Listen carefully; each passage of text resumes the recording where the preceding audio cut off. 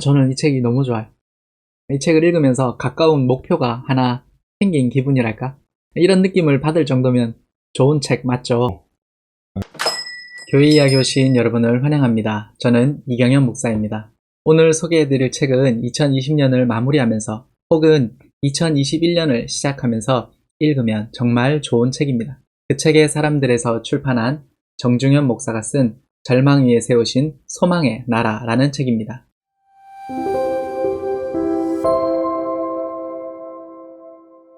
이 책은 2020년 11월 20일에 출판된 책입니다. 아주 따끈따끈한 책이죠. 이 책의 표지에서도 알 수 있듯이 느헤미야 강해 설교집입니다. 교회에서 담임 목사님의 설교를 듣고 이해할 수 있는 분이라면 누구나 읽고 이해할 수 있는 수준의 책이라고 할 수 있어요. 그래서 얇진 않지만 두려워하지 말고 한번 도전해보시면 좋겠어요. 책의 내용으로 들어가기 전에 이 책을 출판한 그 책의 사람들이라는 출판사를 소개해드릴게요. 출판사의 소개글을 여러분들에게 짧게 읽어드리려고 합니다. 그 책의 사람들은 성경에 충실한 개혁신앙을 함께 배우고 나누고자 하는 기독교 출판사입니다. 예전부터 기독교인들은 그 책의 사람들이라고 불렸습니다. 기독교인들은 바로 성경을 믿고 성경으로 만들어지고 성경으로 살아가는 사람들이기 때문입니다. 이런 의미 있는 이름의 출판사입니다. 출판사가 크진 않지만 그동안 정말 좋은 책들을 많이 출판했어요. 그 중에 제가 소유하고 있고 읽어본 책들을 여러분들에게 좀 소개해드리면 먼저는 뉴스 프로그래스 보르트 신조강의라는 책이 있어요. 이 책은 저희 지휘목사님이 저에게 소개해준 책인데 본인이 읽으면서 감동하고 신조 강의식에도 불구하고 정말 눈물이 나서 좋다고 해서 제가 읽어본 책입니다. 읽어봤더니 정말 감동이고 좋은 책이기도 해요. 그리고 하이데르베르 교육나무로는 서신경 10개명 주기도문 시리즈가 있어요. 이 책은 여러분들이 교회에서 소문을 읽기에 정말 좋은 책이라고 할 수 있어요. 그리고 지난 시간에 제가 소개해드린 이성우 교수님의 책 이번 왔다 그리고 네덜란드 개혁교회 이야기. 그리고 이 책을 제가 정말 소개해드렸어야 되는데 올 한 해 제가 읽은 책 중에 최고의 책을 뽑으라고 하면 베스트 3 안에 드는 책, 결혼한 자들에게 내가 명하노니, 이런 책들이 바로 이 출판사를 통해 소개가 되었습니다.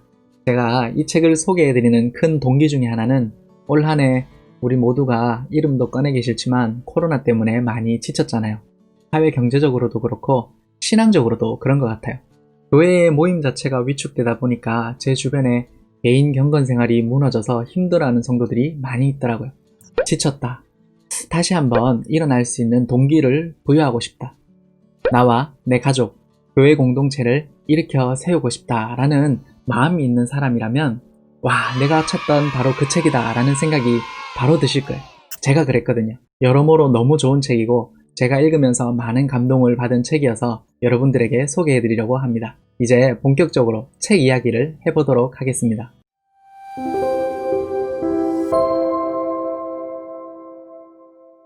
대체 어떤 책이길래 제가 이렇게 은혜와 감동을 받고 추천을 하는가 지금부터 설명해 드릴 텐데요. 그 전에 먼저 이 책의 저자를 소개해 드리는 것이 좋을 것 같아요. 저자인 정중현 목사는 한동대학교와 고려신학대학원을 졸업했습니다. 후에 천안에서 5년간 교회를 섬기다가 2017년 목사로 임직하고 광교장로교회에서 목회를 하고 있어요. 개인적으로 저자와 친분이 있기도 하지만 이 책을 기대했던 이유가 요즘 코로나 때문에도 그렇지만 교회를 둘러싼 환경이 쉽진 않잖아요. 교회가 위기라는 말도 오래전부터 나왔고요. 이런 힘든 시기에 교회를 담임하는 젊은 목사가 성도들에게 어떤 말씀으로 메시지를 던지고 있을까 이런 점이 항상 궁금했어요. 그러던 찰나에 이 책을 출판한다는 소식을 듣게 되었고 그리고 저의 기대에 120% 부응하는 그런 책이었습니다.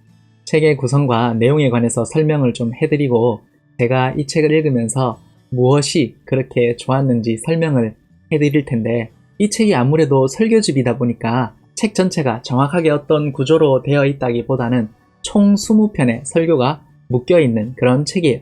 그래서 제가 영상으로 전달해 드리는 데는 분명히 한계가 있을 거예요. 그래도 여러분들이 이 책에 쉽게 접근할 수 있도록 최대한 열심히 전달해 드리겠습니다. 그러면 책의 구성을 살펴보겠습니다.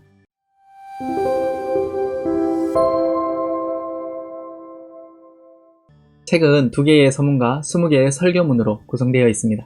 첫 번째 서문은 출판사 서문으로 출판사의 한재술 대표가 이 책을 출판하게 된 이유를 소개하고 있어요. 한재술 대표는 현중현 목사가 담임하고 있는 광교장로교회 성도이기도 합니다. 예배에 대한 목마름으로 2019년에 들었던 정중현 목사의 설교를 다시 꺼내서 읽게 되었고 감동과 탄식과 눈물이 멈추지 않았다고 해요. 절망 가운데 성도와 교회를 일으키시는 하나님을 경험하고 이를 독자에게 소개하고 싶어서 이 책을 출판하게 되었다고 합니다. 두 번째 서문은 저자 정종현 목사의 서문입니다. 두 개의 서문에 이어서 느헤미야 성경의 순서에 따라 20편의 설교가 구성되어 있습니다. 저는 개인적으로 이 책에 나와 있는 설교 20편을 이렇게 네 부분으로 나누어 봤어요. 1에서 7편까지는 위로, 회복, 도움, 일으킴이라는 주제로 하나님 나라의 회복을 준비하는 하나님을, 8에서 10편은 이런 과정에서 사랑, 경외, 의로움으로 구별되는 교회를, 11에서 16편은 성벽이 완성되고 난 후에 다시 시작하는 성도의 모습을, 17에서 20편은 봉헌식의 기쁨 이후에 끊임없이 개혁해 나가는 교회의 모습을 설교를 통해 담아내고 있어요. 제가 20편의 설교를 이렇게 네 부분으로 나누어 보고 저자에게 문자를 보냈어요. 이렇게 설교를 구분해 봤는데 문제가 없느냐 그랬더니 저자가 딱 이렇게 구성하려고 목차를 썼다고 하는 답을 받았어요. 이때 이 기분, 이걸 플렉스라고 하나요? 어이가 없네. 책의 전반적인 구성은 이렇고요. 제가 이 책을 읽으면서 감명 깊게 읽었던 부분들과 그 특징들이 있어요. 그 특징들을 소개하고 나서 책에 대한 전반적인 감상을 나누어 볼게요.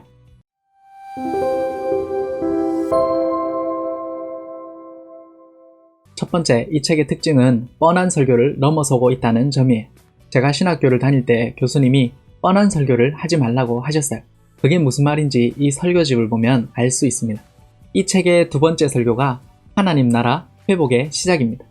하나님 나라와 교회의 회복에 관한 사람들의 반응이 엇갈려요. 어떤 사람들은 교회는 노답이라고 교회를 떠나서 개인적인 경건, 독서, 묵상을 즐기고요. 또 다른 사람들은 교회의 회복과 부흥을 위한 공동체 프로젝트를 하기도 합니다. 이 땅의 부흥과 회복이 우리로부터, 나로부터 시작되리라 라는 슬로건을 걸기도 하죠. 오늘 본문은 이러한 전제를 가진 사람들이 잘 사용하는 본문입니다.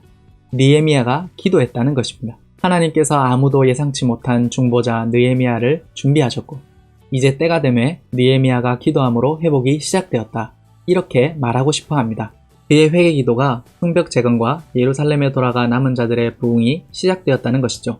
기도했더니 하나님이 길을 열어주셨고 술 맡은 관원장이 될 수 있었다. 기도가 답이다. 기도로 교회를 회복하자. 목사는 본문을 이렇게 사용하고 싶은 유혹을 받습니다. 여기까지 하면 제가 말한 뻔한 설교가 됩니다. 그런데 저자는 그러나 본문은 과연 이것을 말하고 있을까 하고 뻔한 설교를 넘어서 성경의 답을 찾아갑니다. 이처럼 저자는 느헤미야가 기도했습니다. 그러니까 우리도 기도해야 됩니다. 라는 뻔한 식의 설교, 큐티만 해도 할 수 있는 수준의 설교를 뛰어넘는 설교를 이 책에 담아내었습니다. 두 번째로 이 책의 특징은 난해한 성경 구절에 담겨있는 의미를 잘 풀어서 설명해준다는 점이에요. 이 책의 다섯 번째 설교를 보면 성경 본문이 느헤미야 3장입니다. 이 3장 안에는 수많은 건물의 이름과 사람들의 이름이 계속 나열되어서 나와요.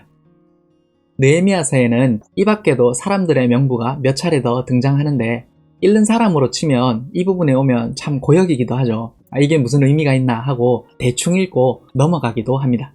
이 책에서는 이런 난해한 혹은 이해하기 어려운 성경의 내용이 어떤 의미를 담고 있는지를 잘 풀어서 설교하고 있습니다. 제가 성경을 보면서 사람들의 이름이 쭉 나오는 족보나 명단을 보고 은혜를 받은 적이 잘 없던 것 같아요. 그런데 이 책은 그 안에 담겨있는 놀라운 의미들을 모래 속에 숨겨져 있는 진주찾기처럼 잘 찾아서 전달해주고 있어요. 이 부분은 제가 설명해 드리는 것보다 직접 책을 읽어보시는 것이 좋을 것 같습니다. 세 번째로 이 책의 특징은 성경을 읽고 딴소리를 하지 않는다는 점이에요. 제가 볼 때는 이 설교집의 최대 장점이 아닐까 생각합니다. 유튜브를 통해서 목사님들의 설교를 쉽게 접할 수가 있어요. 제가 그 중에 요즘에 떠오르고 있는 한 목사님의 설교를 들어본 적이 있어요. 목사님이 성경을 읽고 설교를 시작하면서 식당 이야기를 해요. 남들이 잘 가보지 못한 식당에 다녀온 이야기를 한참을 하면서 거기서 보고 느낀 재미있는 이야기들을 해주었어요. 그리고 거기서 인생의 원리나 의미를 하나 끄집어내서 성경과 연결시켜 적용을 하고 그리고 설교를 끝내더라고요. 그런 설교를 들으면 분명히 재미도 있고 감동도 있어요. 설교가 짧지 않았는데 금방 끝이 나더라고요. 그런데 설교를 듣고 나서 마음이 한편 불편했어요. 이럴 거면 왜 성경을 읽었지? 강연 프로그램에서 들을 수 있는 그런 내용 아닌가? 하는 생각이 들더라고요.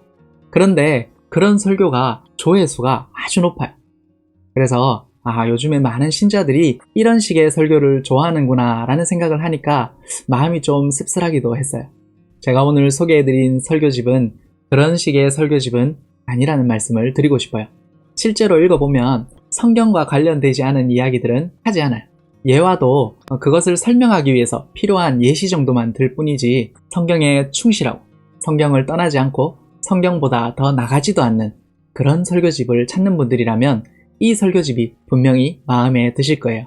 이 책에 더 좋은 특징들이 더 많이 있는데 제가 여러분들에게 소개해드리고 싶지만 영상의 길이 때문에 여기까지만 소개해드리고 나머지는 여러분들이 책을 통해서 확인해 보시는 것이 좋을 것 같습니다.